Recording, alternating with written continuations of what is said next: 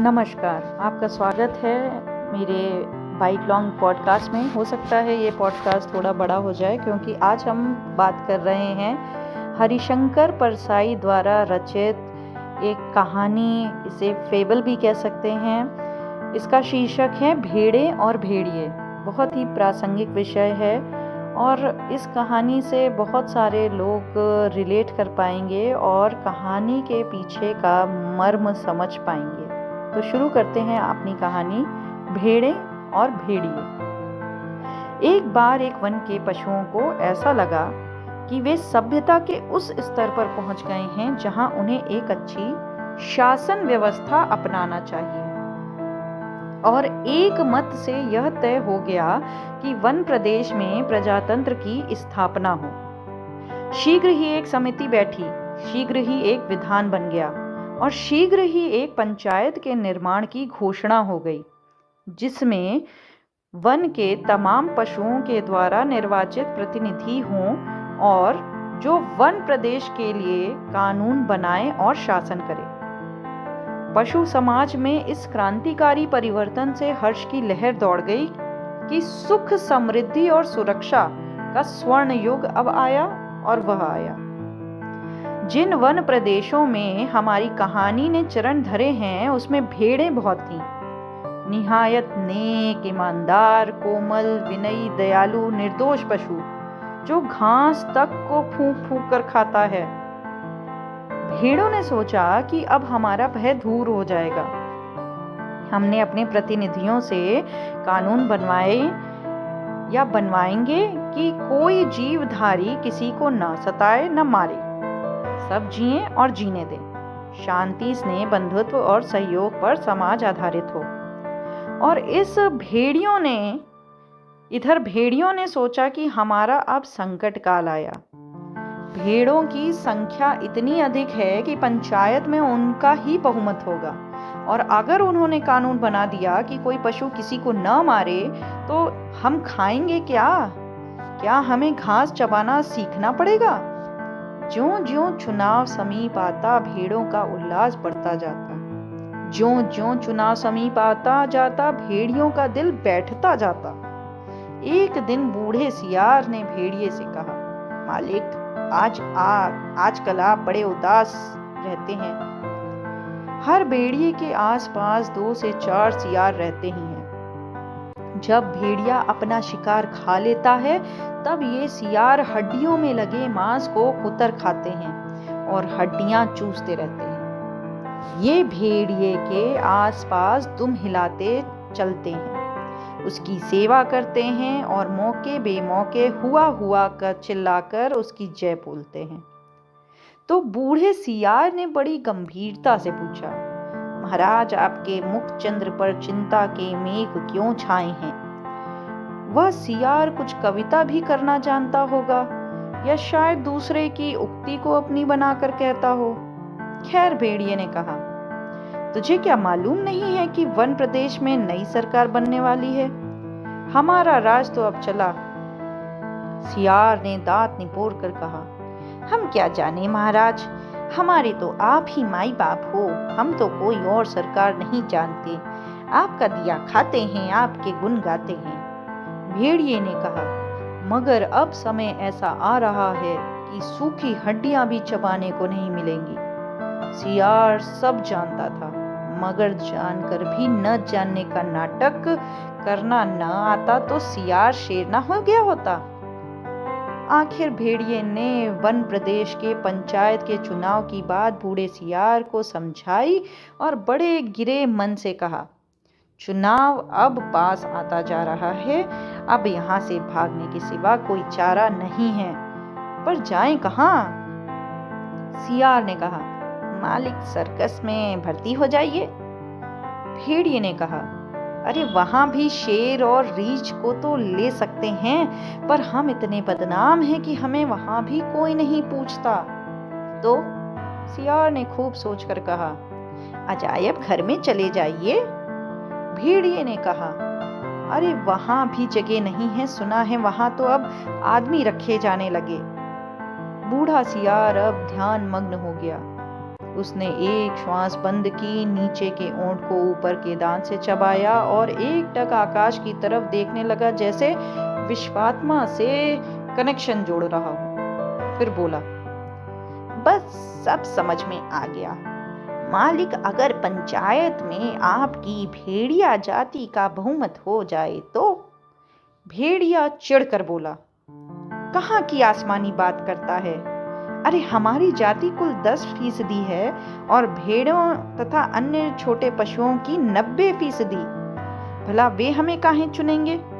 अरे कहीं जिंदगी अपने को मौत के हाथों में सौंप सकती है? मगर हाँ, अगर ऐसा हो सकता तो क्या बात थी। बूढ़ा सियार बोला, आप खिन्न मत होइए सरकार, एक दिन का समय दीजिए, कल तक कोई योजना बन ही जाएगी। मगर एक बात है, आपको मेरे कहे अनुसार कार्य करना पड़ेगा। मुसीबत में फंसे भेड़िए ने आखिर सियार को अपना गुरु माना और आज्ञा पालन की शपथ ली। दूसरे दिन बूढ़ा सियार अपने 7 3 सियारों को लेकर आया। उनमें से उसने एक को पीले रंग में रंग दिया था, दूसरे को नीले में और तीसरे को हरे में। भेड़िए ने देखा और पूछा, अरे ये कौन है? बूढ़ा सियार बोला, ये भी सियार हैं सरकार, रंगे सियार हैं, आपकी सेवा करेंगे, आपके चुनाव का प्रचार करेंगे। भेड़िए ने शंका की, मगर इनकी बात कौन मानेगा? ये तो वैसे ही छल कपट के लिए बदनाम है। सियार ने भेड़िए का हाथ चूमकर कहा, बड़े भोले हैं आप सरकार। अरे मालिक, रूप रंग बदल देने से तो सुना है आदमी तक बदल जाता है, फिर ये तो सियार हैं। और तब बूढ़े सियार ने भेड़िए का भी रूप बदला, मस्तक पर तिलक लगाया, गले में कंठी पहनाई और मुंह में घास के तिनके खोस दिए और बोला, अब आप पूरे संत हो गए हैं, अब भेड़ों की सभा में चलेंगे, मगर 3 बातों का ख्याल रखना। अपनी हिंसक आंखों को ऊपर मत उठाना, हमेशा जमीन की ओर देखना और कुछ भूलना मत, नहीं तो सब पोल खुल जाएगी और वहां बहुत सी भेड़ें आएंगी, सुंदर सुंदर मुलायम मुलायम, तो कहीं किसी को तोड़ मत खाना। भेड़िए ने पूछा, लेकिन ये रंगे सियार क्या करेंगे? ये किस काम आवेंगे? बूढ़ा सियार बोला, ये बड़े काम आके हैं, आपका सारा प्रचार तो यही करेंगे, इन्हीं के बल पर आप चुनाव लड़ेंगे। यह पीला वाला बड़ा विद्वान है, विचारक है, कवि भी है, लेखक भी। यह नीला सियार नेता और पत्रकार है और ये हरा धर्मगुरु है। बस अब चलो। जरा ठहरो, भेड़िए ने बूढ़े सियार को रोका। कवि, लेखक, नेता, विचारक, ये तो सुना है बड़े अच्छे लोग होते हैं, और ये तीनों? बात काटकर सियार बोला, ये तीनों सच्चे नहीं हैं, रंगे हुए हैं महाराज। अब चलिए, देर मत कीजिए। और वे चले। आगे बूढ़ा सियार था, उसके पीछे रंगे सियारों के बीच भेड़िया चल रहा था। मस्तक पर तिलक, गले में कंठी, मुंह में घास के तिनके, धीरे धीरे चल रहा था।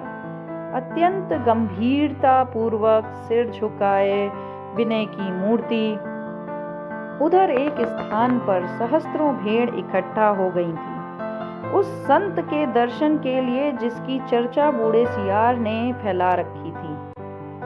चारों सियार भेड़िए की जय बोलते हुए भेड़ों के झुंड के पास आए। बूढ़े सियार ने एक बार जोर से संत भेड़िए की जय बोली। भेड़ों में पहले से ही यहाँ वहां बैठे सियारों ने भी जय ध्वनि की। भेड़ों ने देखा तो बोली, अरे भागो, ये तो भेड़िया है। तुरंत बूढ़े सियार ने उन्हें रोककर कहा, भाइयों और बहनों, अब भय मत करो, भेड़िया राजा संत हो गए हैं, उन्होंने हिंसा बिल्कुल छोड़ दी है, उनका हृदय परिवर्तन हो गया है, वे आज 7 दिनों से घास खा रहे हैं, रात दिन भगवान के भजन और परोपकार में लगे रहते हैं। उन्होंने अपना जीवन जीव मात्र की सेवा के लिए अर्पित कर दिया है। अब वे किसी का दिल नहीं दुखाते, किसी का रोम तक नहीं छूते। भेड़ों से उन्हें विशेष प्रेम है। इस जाति ने जो कष्ट सहे हैं, उनकी याद करके अभी भी भेड़िया संत की आंखों में आंसू आ जाते हैं। उनकी अपनी भेड़िया जाति ने जो अत्याचार आप पर किए हैं, उनके कारण भेड़िया संत का माथा लज्जा से तो झुका है, सो झुका ही हुआ है। परंतु अब वे शेष जीवन आपकी सेवा में लगाकर तमाम पापों का प्रायश्चित करेंगे। आज सवेरे की ही बात है कि एक मासूम भेड़ के बच्चे के पांव में कांटा लग गया और भेड़िया संत ने उसे दांतों से निकाला, दांतों से। पर जब वह बेचारा कष्ट से चल बसा तो भेड़िया संत ने सम्मान पूर्वक उसकी अंत्येष्टि क्रिया की। उनके घर के पास जो हड्डियों का ढेर लगा है, उसके दान की घोषणा उन्होंने आज ही सवेरे की है। अब तो वे सर्वस्व त्याग चुके हैं। अब आप उनसे भय मत करो, उन्हें अपना भाई समझो। बोलो सब मिलकर संत भेड़िया जी की जय। भेड़िया जी अभी तक उसी तरह गर्दन डाले विनय की मूर्ति बने बैठे थे। बीच में कभी कभी सामने की ओर इकट्ठी भेड़ों को देख लेते और टपकती हुई लार को गटक जाते। बूढ़ा सियार फिर बोला, भाइयों और बहनों, मैं भेड़िया संत से अपने मुखारविंद से आपको प्रेम और दया का संदेश देने की प्रार्थना करता, पर प्रेमवश उनका हृदय भर आया है। वे गदगद हो गए हैं और भावातिरिक्त से उनका कंठ अवरुद्ध हो गया है। वे बोल नहीं सकते। अब आप इन तीनों रंगे प्राणियों को देखिए। आप इन्हें न पहचान पाए होंगे, पहचानेंगे भी कैसे? ये इस लोक के जीव तो है नहीं, ये तो स्वर्ग के देवता हैं जो हमें सदुपदेश देने के लिए पृथ्वी पर उतरते हैं। ये पीले विचारक हैं, कवि हैं, लेखक हैं, नीले नेता और स्वर्ग के पत्रकार हैं और हरे वाले धर्मगुरु हैं। अब कविराज आपको स्वर्ग संगीत सुनवाएंगे। हाँ कवि जी। पीले सियार को हुआ हुआ के सिवा कुछ और तो आता नहीं था। हुआ हुआ चिल्ला दिया। शेष सियार भी हुआ हुआ बोल पड़े। बूढ़े सियार ने आंख के इशारे से शेष सियारों को मना किया और चतुराई से बात को यूं कहकर संभाला, भाई कवि जी तो कोरस में गीत गाते हैं, पर कुछ समझ आया आप लोगों को? कैसे समझ सकते हैं? अरे कवि की बात सबकी समझ में आ जावे तो वह कवि काहे का? उनकी कविता में से शाश्वत के स्वर फूट रहे हैं। वे कह रहे हैं कि जैसे स्वर्ग में परमात्मा, वैसे ही पृथ्वी पर भेड़िया। ये भेड़िया जी हैं, महान। आप सर्वत्र व्याप्त हैं, सर्वशक्तिमान हैं। प्रातः काल संध्या आपकी मस्तक पर तिलक करती है, सांझ को उषा आपका मुख चूमती है, पवन आपकी अग्नि पर पंखा करती है और रात्रि को आप ही ज्योति लक्ष्य लक्ष्य खंड होकर आकाश में तारे बनकर चमकती है। हे विराट, आपके चरणों में इस शूद्र का प्रणाम है। फिर नीला रंगा सियार, उसने कहा, निर्बलों की रक्षा बलवान ही कर सकते हैं। भेड़ें कोमल हैं, निर्बल हैं, अपनी रक्षा नहीं कर सकती। भेड़िया बलवान है, इसलिए उसके हाथ में अपने हितों को छोड़ निश्चिंत हो जाइए। वह भी तुम्हारा भाई है। आप एक ही जाति के हो, तुम भेड़ व भेड़िया। कितना कम अंतर है। और बेचारा भेड़िया व्यर्थ ही बदनाम कर दिया गया है कि वह भेड़ों को खाता है। अरे खाते और हैं, हड्डी उसके द्वार पर फेंक जाते हैं। ये व्यर्थ बदनाम होते हैं। तुम लोग तो पंचायत में बोल भी नहीं पाओगे। भेड़िया बलवान है, यदि तुम पर कोई अन्याय होगा तो डट कर लड़ेगा। इसलिए अपनी हित रक्षा के लिए भेड़ियों को चुनकर पंचायत में भेजो। बोलो संत भेड़िया की जय। फिर हरे रंगे सियार ने धर्मगुरु बनकर के उपदेश दिया, जो यहाँ त्याग करेगा वह उस लोक में पाएगा, जो यहाँ दुख भोगेगा वो वहाँ सुख पाएगा, जो यहाँ राजा बनाएगा वो वहाँ राजा बनेगा, जो यहाँ वोट देगा वो वहाँ वोट पाएगा। इसलिए सब मिलकर भेड़िया को वोट दो। वे दानी हैं, परोपकारी हैं, संत हैं, मैं उनको प्रणाम करता हूँ। यह एक भेड़िए की कथा नहीं है, ये सब भेड़ियों की कथा है। सब जगह इस प्रकार प्रचार हो गया और भेड़ों को विश्वास हो गया कि भेड़िए से बड़ा उनका कोई हित चिंतक और हित रक्षक नहीं है। और अब पंचायत का चुनाव हुआ तो भेड़ों ने अपनी हित रक्षा के लिए भेड़ियों को चुना और पंचायत में भेड़ों के हितों की रक्षा के लिए भेड़िए प्रतिनिधि बनकर गए। और पंचायत में भेड़ियों ने भेड़ों की भलाई के लिए पहला कानून ये बनाया, हर भेड़िए को सवेरे नाश्ते के लिए भेड़ का एक मुलायम बच्चा दिया जाए, दोपहर के भोजन में एक पूरी भेड़ या शाम के स्वास्थ्य के ख्याल से कम खाना चाहिए, इसलिए आधी भेड़ दी जाए। तो ये थी भेड़ और भेड़िया कहानी, जो हरिशंकर परसाई ने एक कटाक्ष किया है हर उस व्यवस्था पे जहाँ पे एक वर्ग दूसरे वर्ग का शोषण करता है। वो सिर्फ पॉलिटिशियंस नहीं हैं, वो सिर्फ एडमिनिस्ट्रेटिव पीपल नहीं हैं, वो सारे लोग हैं जो अपनी पावर का गलत इस्तेमाल करते हैं और लोगों को ऑप्रेस करते हैं, सप्रेस करते हैं और उनको मूर्ख बना करके उनकी राइट्स को उनसे छीन लेते हैं।